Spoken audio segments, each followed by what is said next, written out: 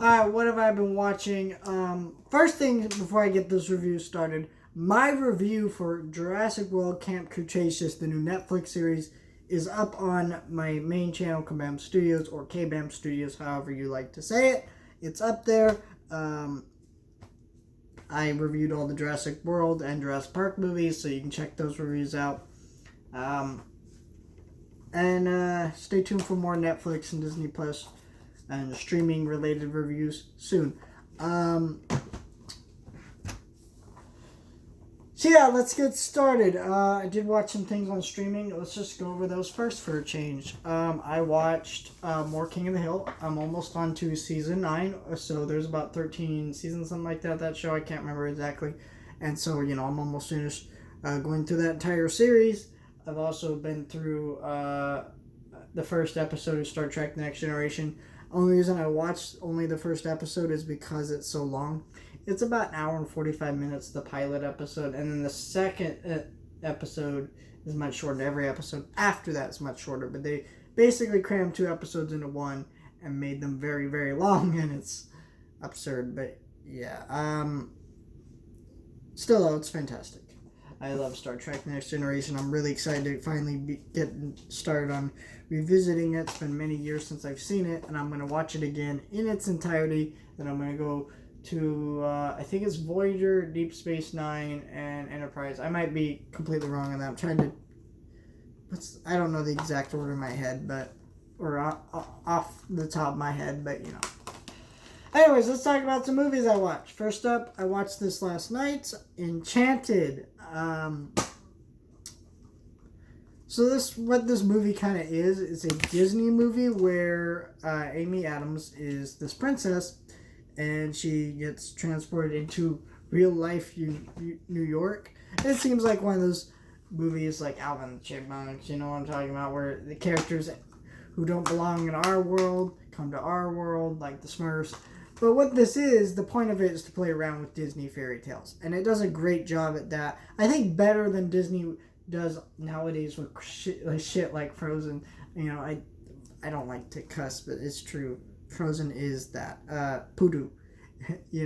And Moana is fine, but it does the same thing. Like, they want to pretend their female character is strong and actually factors into the story and does things, but really it's just ridiculous. Like, you think about Elsa, she's an overpowered character, and she's bland, she's unrelatable, and she's strong, but that's it. Like, they're just, those movies are poorly written, and I don't like them. And this is what I wish this movie is better remembered. I hope that if more people start going back to this movie on Disney Plus, maybe we could get like a continuation series, sequel. I know it might be hard because Amy Adams is a big star and she's in this movie. I know they were planning to. I don't know if this was just a rumor or something they're actually planning to do, but I know there was like the Disenchanted sequel, something like that they were planning to make, or rumored to make anyways. It never happened. Great movie though. I don't know why there isn't a lot of people that talk about this movie, because I think the songs are good. I think the story is good. I don't like the ending where the villain's just like, yo, here's the twist. Let me shout it out. I get it, it's a twist, but did you need to point it out? No. But I still think it's fantastic. I think more people need to talk about this movie. If you have not seen Enchanted, do yourself a favor. If you like Disney movies and you want to see a nice subversion of that still feels like classic Disney, there you go, right here. Then I watched Paranormal Activity 4 and 5 and 6, and I hated them. To be honest, I hated every single Paranormal Activity besides the first movie. They just felt like the same movie over and over again. They didn't recapture the magic of the first. They were just awful. I absolutely hated it. And I didn't even think the first was that great. I can see why these are big hits, because horror movies, I don't understand why, but sometimes just the dumbest piece of garbage horror movie just end up being like big hits for some reason. Like, Saw movies went on forever and they were all the same. And they went on and on and on, and it was just lazy, terrible writing. It was ridiculous. But man, there's a fly going around here. What the hell? Leave me alone. But it's just like, yeah, I get why they're big hits, but it's like, still, I'd rather just a horror franchise just end after like 3 if you're gonna do one. And it has to be a good movie through all 3 of those, but it just never works out that way. Little Monsters I watched. This is a new release by Vestron Video. I've never heard of them before, but they make collector's edition Blu-rays. And this was $13.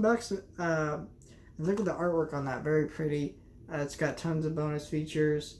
It's got audio commentary with the editor and stuff like that. And just, yeah, it's a really good movie. Fantastic. Or not really good movie, but good Blu-ray at least. I mean, yeah. It's got digital copy. And again, brand new movie, $13. This is what Shout Factory should be charging, but they don't charge that. And this is kind of the same audience as a Shout Factory release, I would argue. But this movie stars Howie Mandel and Fred Savage. Fred Savage, most people might know him if you were like talking more recent movies from Once Upon a Deadpool, which he was in that movie as a parody of his character from Princess Bride. So it's kind of that, and that's kind of what that was.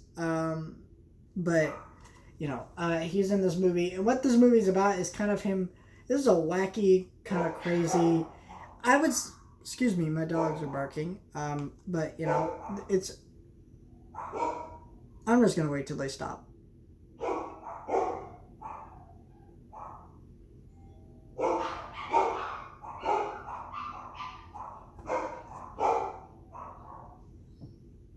Sorry. I better go. Great, the pizza's here. Okay. Let me finish my thoughts and then I'll go get my pizza.